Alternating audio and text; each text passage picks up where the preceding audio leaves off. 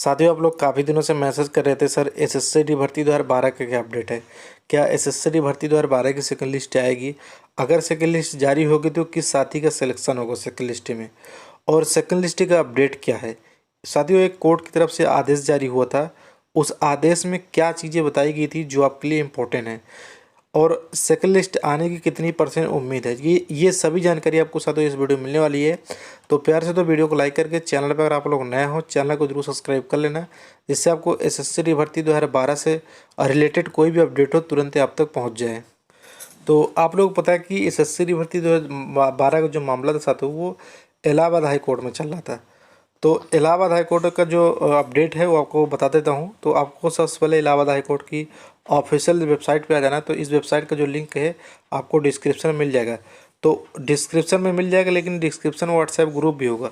WhatsApp group साथ ज़रूर join कर लेना। वहाँ पे मैं आपसे रिक्वेस्ट करता हूँ, क्योंकि वहाँ पे हम लोग 2011 वाली केस जो भर्ती थी उसका केस हम लोग हार चुके हैं, पहले आपको बताया था। तो कैसे मतलब आपको सुप्रीम कोर्ट जाना है, ये सभी जानकारी आपको वहाँ पे मिलती रहती है, जाके जरूर ज्वाइन कर लेना।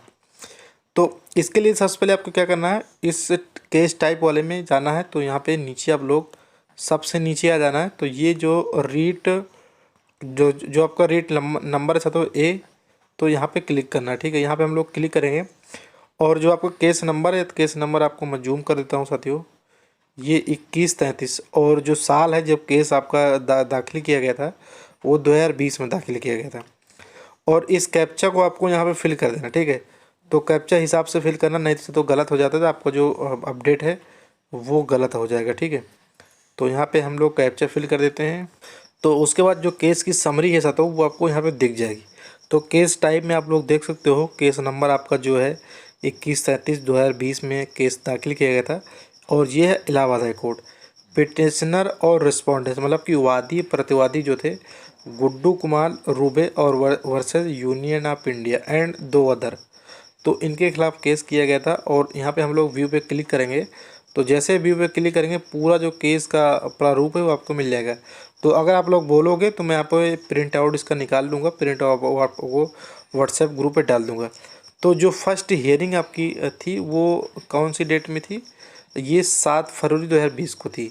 और जो लास्ट हियरिंग आपकी थी जब मतलब कि डिसीजन लिया गया था वो 7 मार्च 2019 को, मतलब कि 1 साल के अंदर ये केस था पूरा डिसमिस हो गया। मतलब कि केस जो है आप लोग हार गए थे, केस खारिज हो गया था 1 साल के अंदर आसपास। तो आपका जो केस है वो डिस्पोज हो गया। यहाँ पे देख सकते हो केस जो है वो डिस्पोज हो चुका है, मतलब कि केस आपका बंद हो चुका है। आप आपकी 2012 वाली से सेकंड लिस्ट आनी थी वो नहीं आएगी, ये चीज़ आप लोग ध्यान में रख लो। अगर आप लोग अभी भी इंतज़ार कर रहे हो सेकंड लिस्ट आएगी, तो आप लोग इंतज़ार छोड़िए, दूसरे वैकेंसी की तैयारी करिए था तो, और अपना जो एग्ज़ाम है वो क्रैक करिए। तो ये जो बेंच चल रहा था वो सुनीता अग्रवाल जी के मतलब कि सिंगल बेंच में चल रहा था मामला। और यहाँ पे हम लोग नीचे आएंगे। ठीक है, नीचे जो इम्पोर्टेंट चीज़ है आप लोग देख लो। ठीक है, और यहाँ पे व्यू डिटेल में देखेंगे ये केस कब कब चला है, कब कब इसकी डेट लगी है, यहाँ पे आप लोग देख सकते हो। उसके बाद केस हिस्ट्री भी व्यू करके आप लोग देख सकते हो, ये चीज़ें हैं। आप लोग इसको खुद से देख सकते हो, इसको किसी चीज़ मतलब कि बताने की ज़रूरत नहीं है। तो ये आर्डर वाला बात है, मैंने बोला था कि क्या एक आर्डर आदेश हुआ था, उसमें क्या चीज़ बताई गई थी। तो 17/3/2021 को एक आदेश जारी हुआ। अगर आप चक्षु प्रकाशन के बुक से स्टडी करते हो तो आपका एग्ज़ाम से तो क्लियर होने से कोई यहाँ पे रोकने वाला नहीं है। तो एक बार इस बुक से तैयारी करके आप लोग देखिए, निश्चित आपका एग्ज़ाम जो है वो क्लियर होगा। तो इसकी जो प्रैक्टिस सेट है वो भी साथ आपके लिए बहुत ही महत्वपूर्ण होने वाले हुआ था। तो ये जो आदेश है मैं आपको डाउनलोड करके दिखा देता हूँ। साथों, ये आदेश जारी हुआ था जब आपका केस जो है वो डिसमिस हुआ था। तो ये आदेश जारी होता है, मतलब कि किस लिए आपका केस डिसमिस होता है, इसमें सभी चीज़ें बताई गई हैं। तो हालांकि साथों ये पूरा जो पीडीएफ फाइल है वो 13 पेज का है, 1 से 13 पेज का है। तो इसको इस वीडियो में साथों पूरी चीज़ें डिस्क्राइब करना बहुत ही मुश्किल है, क्योंकि सभी चीज़ें इंग्लिश से हैं। और इसको देखिए मैं क्या करूँगा, मैं हिंदी से ये सभी चीज़ें ट्रांसलेट करने के बाद आपको आसानी से समझा दूंगा नेक्स्ट वीडियो में। ठीक है, आप लोग मतलब कि धैर्य पर बनाए रखना।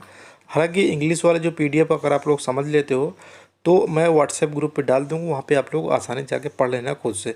अदरवाइज तो नेक्स्ट वीडियो में मैं आपको व्हाट्सएप ग्रुप पे या तो नेक्स्ट वीडियो में बता दूँगा कि इस जो पीडीएफ है इसका जो पूरा इंग्लिश है इसका मतलब क्या है, मतलब कि इसमें क्या चीज़ बताई गई थी। और आपके लिए थोड़ा आसानी भी हो जाएगा और मतलब कि ठीक रहेगा।